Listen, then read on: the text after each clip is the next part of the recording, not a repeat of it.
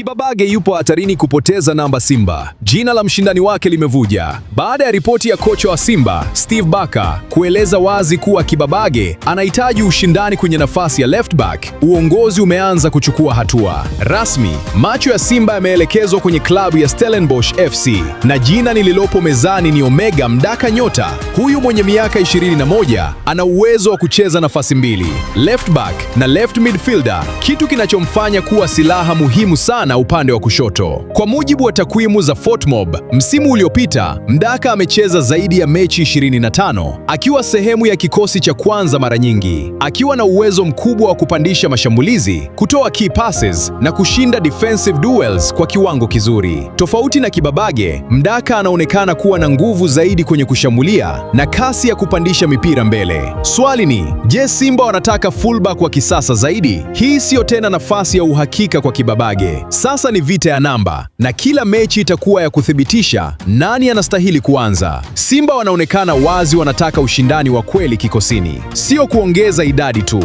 bali kuongeza ubora. Unadhani nani ataanza kikosi cha kwanza, Kibabage au Mdaka? Comment chini. Kwa taarifa kali za soka, tetesi za usajili na habari za uhakika za Simba, Yanga na Azam, gusa follow sasa hivi usipitwe na dili kama hili.